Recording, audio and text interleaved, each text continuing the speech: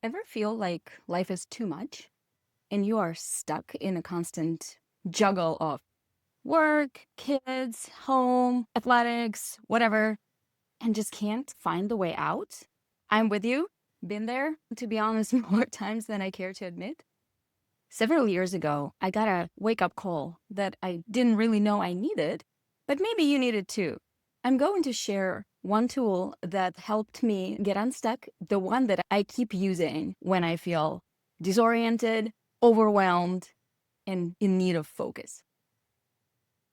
But before we get there, hi, I am Tamara. I'm a master health coach, and I help busy people to get their wellness up to speed so their bodies and minds are not standing in the way to the life you really want to live. And the tool I'm going to share in this video is called Wellness Wheel or Wheel of Life. Let's get into it. You might have heard of the Wheel of Life. Sometimes it's called Balance Wheel or Wellness Wheel, but the idea is the same. It's the tool that allows you to see the whole picture and recognize what areas need attention. Correct me if I'm wrong, but when we hear the word wellness, many people would think of somebody who works out, eats their vegetables, I don't know, maybe carrying a water bottle with them, meditating, something like that. But in reality, wellness is a lot broader. It has much more to it than just physical fitness and aesthetics. Let's look into it. Here is the classic 8-dimensional model of wellness. And first of the dimensions is actually physical fitness and health. It describes how well you take care of your body through exercise, nutrition, proper sleep, hygiene, and of course, getting regular checks with your doctors and taking care of chronic conditions if there are any. Number 2 is emotional wellness. It's your ability to recognize, understand emotions, and cope with them in a healthy way. It also includes coping with stress and building healthy relationships. And this brings us to number 3. It's social wellness. It's all about developing connections with others in a meaningful way and also feeling the sense of belonging. Number 4, occupational wellness. It's finding satisfaction and meaning in your work and balancing your work and personal life, as well as pursuing career goals.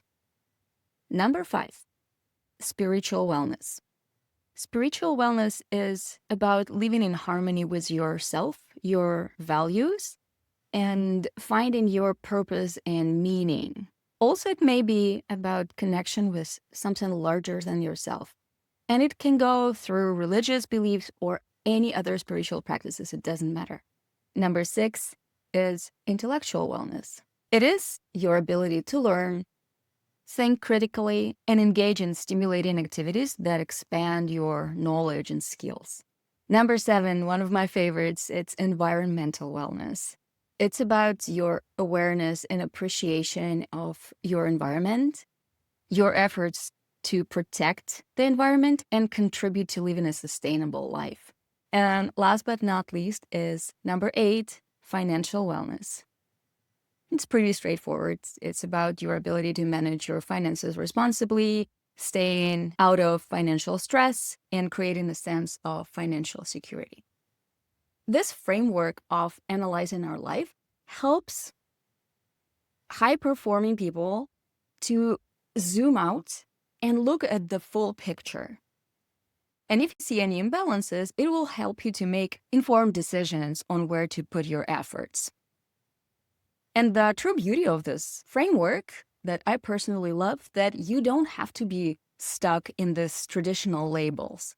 You can actually fully customize it and make it yours, much more relatable and actionable for your life. And not only you can change the dimensions that you choose, but also you can adapt it for a particular project. So let's see, how do you use this model? The idea is that you rank every dimension on a scale of 0 to 10, depending on how satisfied you are with each area of life. And on a graph, you will see if it has a form of a wheel or a circle, then it means that your life is more or less balanced. And if there are dips or pikes, then you will know that, oh, some areas get more attention than the others. And here are some, let's call them problematic areas that need some more love. I used to be a very pen and paper kind of girl, and I loved to hand draw my wills. I do it every month just to keep track of my life. But lately I developed weird wrist pain, so I had to jump into digital space. And you can benefit from it now because I developed a tool in my favorite Excel spreadsheets that is automated and it draws your graphs for you. And the only thing you need to do is just input your values. I will link it in the description below so you can grab it for free if you want to use it for yourself too. Okay, so let me walk you through my template and just quickly show you how I use it so you get the idea. Here it is. I'm using a lot of the classic dimensions, but I tweaked it a little bit so it makes sense for my life. For example, I divided social wellness into 2 categories. One of it is my parenting and partnering, and the other one is the community. On the other hand, I combined spiritual and intellectual wellness and made it spiritual plus personal growth. Again, because this is just how it makes sense for me. And when you use this model, please make it yours. All you need to do is to just enter the values, how you feel at the moment about your areas of life, and the model will draw it for you. I will walk you through my thinking process. How do I rank these dimensions? For example, in last month for physical health and fitness, I was able to stick to my workout routine and follow the goals for my eating patterns and getting outdoors. That were my goals for this period, but my sleep was a little bit off. So I would say it was 7 out of 10. Emotional wellness, I made good progress, but I still have some work to do. I rated at 6. Spiritual and personal growth, I was doing pretty good. I'm happy. So it's 8. It's still not perfect, not where I want it to be, but good enough. Environmental wellness, I did several things that I planned, but not all of them. So maybe 6 here. Community, I'm happy with my social engagements. Financial is getting better, but absolutely not where I want it to be. It's again 6. Work. I enjoyed my work and I learned so much, so I will probably rate it as 7. And parenting and partnering could be better, but still I'm not super disappointed with it. 7 again. And you see, it already have drawn my will, so I can see on the graph the areas that are definitely growing well. And some dips. I can tell that the well at the moment looks pretty decent. Not perfectly round, but it's getting there. Not too bad. But I can see the areas that are a little bit behind. So probably I will work on them first in the next period. And also, I have another tab here to see how my life developed over the past month. I do it all the time, so I have history for every month with some notes why I give it this rating and not more or not less. But anyway, for this year, I can see what progress I made and if there are some particular areas that need better care. So here we go. Feel free to grab this template in the description below. And here are some extra prompts for reflection when you are done with evaluation.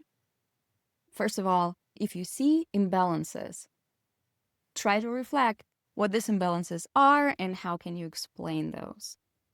And for each area of your life, especially in dynamic, when you start tracking it month by month or with whatever frequency you do it, if you see that one area rates lower than it was in the previous period, try to think, what did you do when you ranked it higher? What was the reason you felt more satisfied with this area? And vice versa, if it is higher now, what did you do to improve the situation? Another good thing to think of is your targets. It can be your big dream goal or goal for this year, but what number you're actually looking for. And when you are done with this analysis, pick one or maybe two, not more, areas that you want to focus on first. Set your priorities and try to think, okay, I want to get from point A to point B. How would you map your path to this place? And what is going to be your first step? If you're ready to try it for yourself, grab the template, make it yours, and play away. And in the next video, I will tell you what happened to me when I've done it for the very first time. Spoiler alert, I was surprised. We'll see you then. Bye.